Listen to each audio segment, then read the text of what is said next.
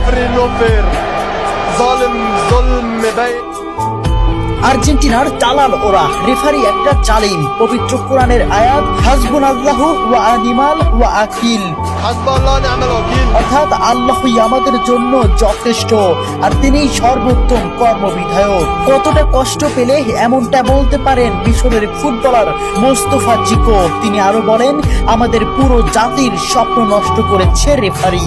আর্জেন্টিনার দালাল ওরা, রেফারি একটা দেশের পুরো পরিশ্রমকে এক নিমিষেই নষ্ট করে দিলেন। ম্যাচের শুরু থেকেই তিনি আমাদের বিরুদ্ধে কাজ করেছেন। চোখের জলকে সঙ্গী করে আটালান্টার সবুজ ঘাসে পড়ে থাকেন মিশরের স্বপ্নবাজরা। 3-2 গোলে শেষ তাদের বিশ্বকাপের যাত্রা। ম্যাচে ফ্রাসোয়া ল্যাটিক্সিয়া রেফারি হিসেবে দায়িত্ব পালন করেন।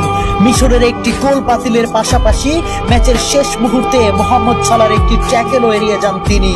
দেখার প্রয়োজনও করেননি VAR। জানিয়ে রীতিমতো তুলপার ফুটবল বিশ্ব।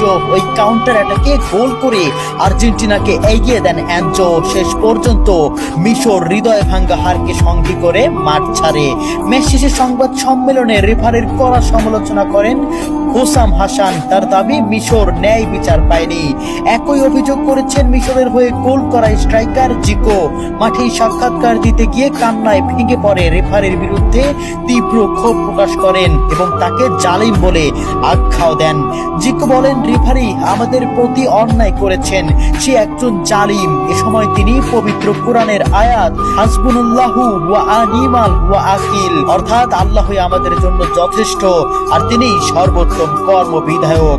একজন মানুষ কতটা কষ্ট পেলে এমনটা বলতে পারেন। এছাড়াও তিনি বলেন, রেফারি একটি পুরো জাতির পরিশ্রম নষ্ট করে দিয়েছে। সাক্ষাৎকারের একেবারে শেষ দিকে জিকো আরো গুরুতর অভিযোগ তুলে বলেন, এই শিরোপা আর্জেন্টিনার দিকেই পরিচালিত হচ্ছে। তার এই মন্তব্যের পরপরই সম্প্রচার হঠাৎই বন্ধ হয়ে যায়। প্রিয় দর্শক, আপনাদের কাছে কি মনে হয় মোস্তফা জিকোর কথাগুলো কতটুকু যুক্তি সম্পূর্ণ? কেন বন্ধ করে দেওয়া হলো সম্প্রচার? কমেন্ট বক্সে অবশ্যই আপনাদের মন্তব্য জানিয়ে যাবেন।